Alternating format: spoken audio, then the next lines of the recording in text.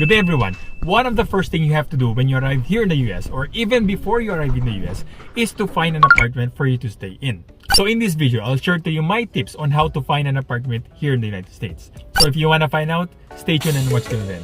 I'm Nurse Juan OFW, your OFW nurse.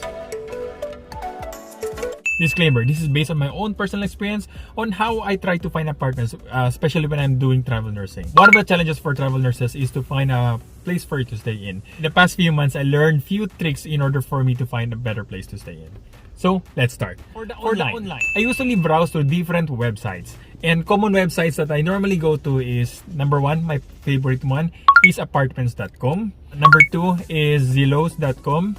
Number three is realtor.com. It doesn't really just want you to rent places. Sometimes they do sell some houses or apartments. So if you are planning to find an apartment or buy an apartment, you can browse to realtor.com. But for new immigrants like us, definitely I won't suggest you to try to buy an apartment right from the start.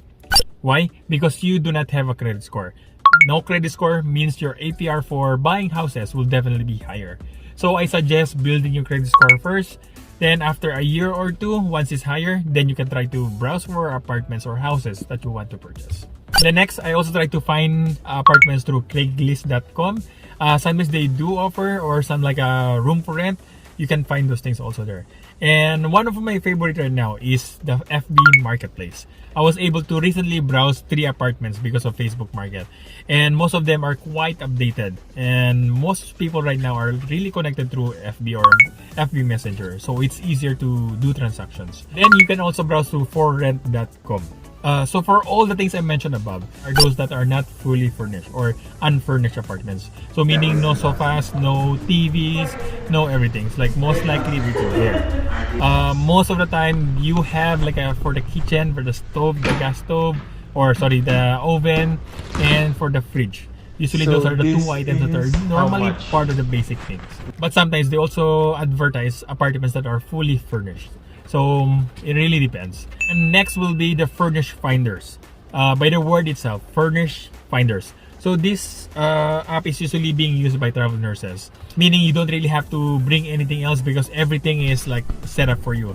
It's basically you're renting a house that has everything on it. It depends on the apartments they're trying to let you rent. Some of them will have everything and some of them would be missing few things. Most likely things are missing is either the washing machine or the dryer. So other than that, most likely everything is there. But take note, it is also expensive. Most likely for the apartments that they're renting right now, here in our area, it's around $1,200 or $1,000 to $1,500 a month. So that's how the price is. If you're gonna rent a regular apartment in this area, it will be from $500 to around $1,000. So roughly that's the typical price for regular apartments. So you can see really how big the difference is.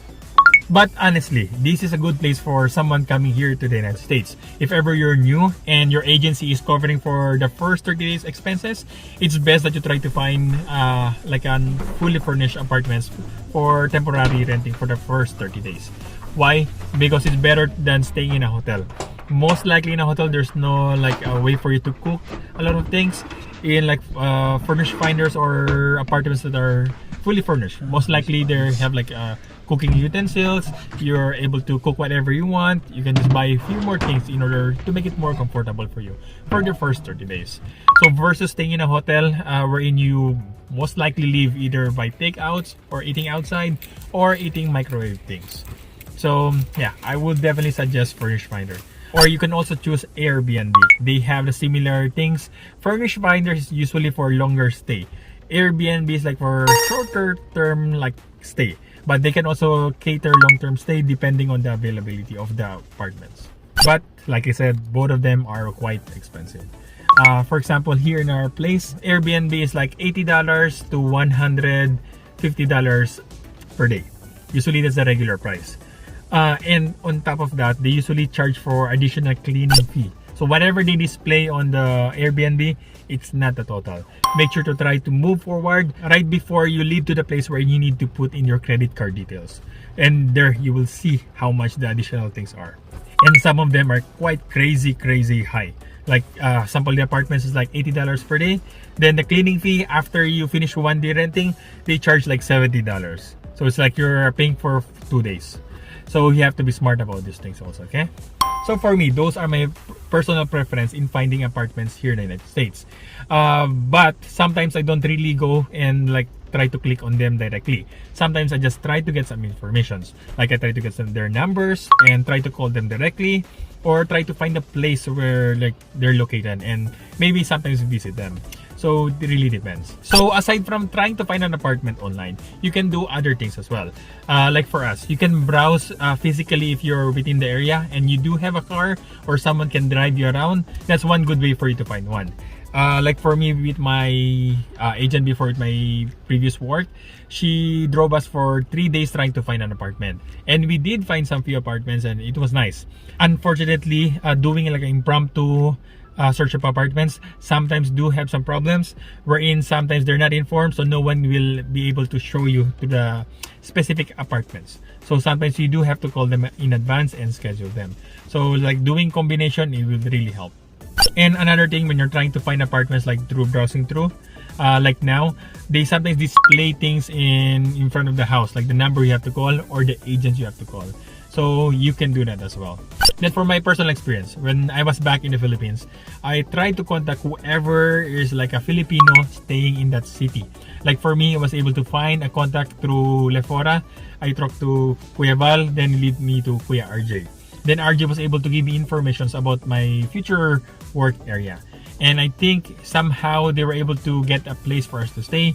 So another way you can find is through getting a referral from one of those people working in your hospital.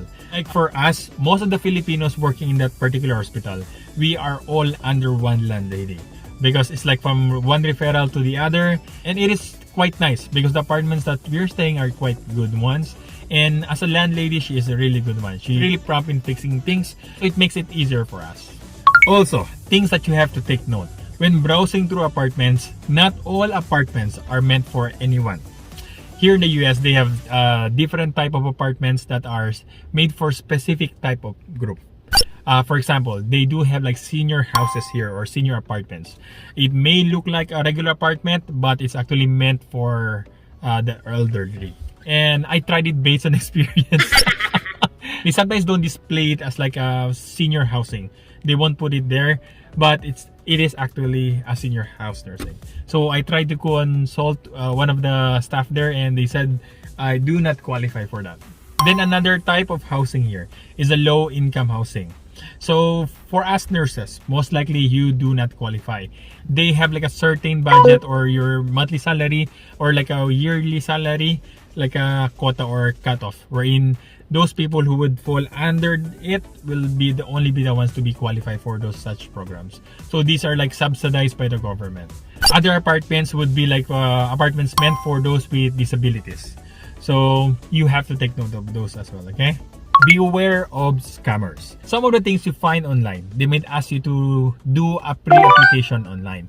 And some of them do have applications wherein you put in all your details, like personal details, your name, your address, your previous landlady, your previous address, your source of income, how much your income is, and sometimes they do require for your social security number and your driver's license. So for this, be careful, okay? Make sure that the website that you're logging in or putting all the details are really legit.